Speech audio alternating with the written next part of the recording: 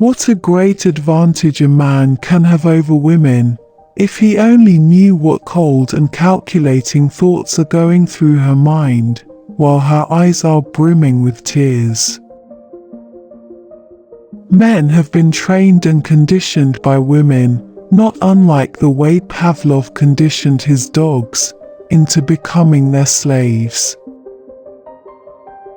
Instead of probing the depth of woman's mysterious psyche, mysterious only because there is nothing behind it, they should study their own psyche.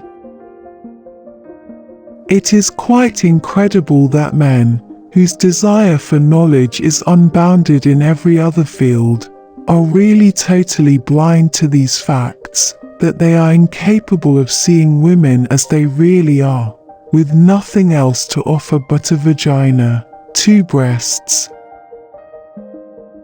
Someday it will dawn on man that woman does not read the wonderful books with which he has filled his libraries, and though she may well admire his marvelous works of art in museums, she herself will rarely create, only copy. Women have preserved this baby look for as long as possible so as to make the world continue to believe in the darling, sweet little girl she once was, and she relies on the protective instinct in man to make him take care of her. When more women become civilized enough to stop mistreating men? When will they cease from training their lovers to become providers, merely because they have the power to do so? As long as they continue as they are, men have no alternative to polygamy. By the age of 12 at the latest, most women have decided to become prostitutes. Or, to put it another way, they have planned a future for themselves which consists of choosing a man and letting him do all the work.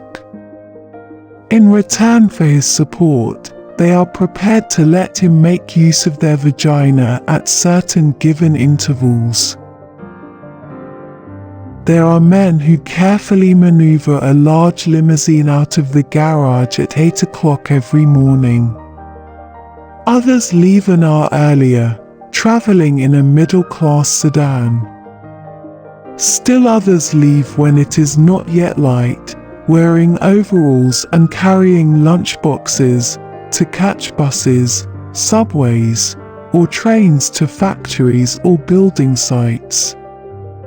By a trick of fate, it is always the latter, the poorest, who are exploited by the least attractive women. If a young man gets married, starts a family, and spends the rest of his life working at a soul-destroying job, he is held up as an example of virtue and responsibility. The other type of man, living only for himself, working only for himself, doing first one thing and then another simply because he enjoys it and because he has to keep only himself, sleeping where and when he wants, and facing woman when he meets her, on equal terms and not as one of a million slaves, is rejected by society. The free, unshackled man has no place in its midst.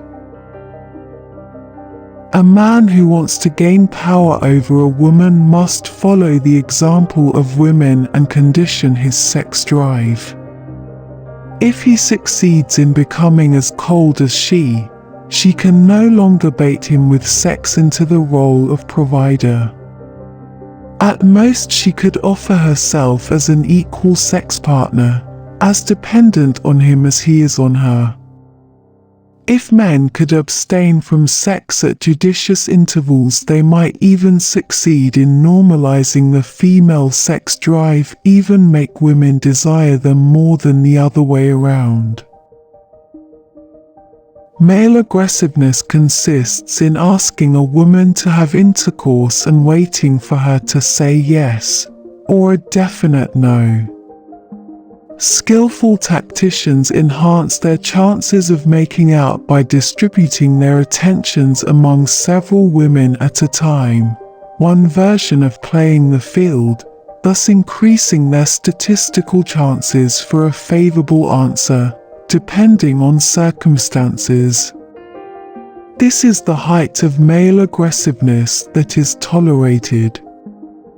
Genuine aggressiveness, rape, men have forbidden themselves by law.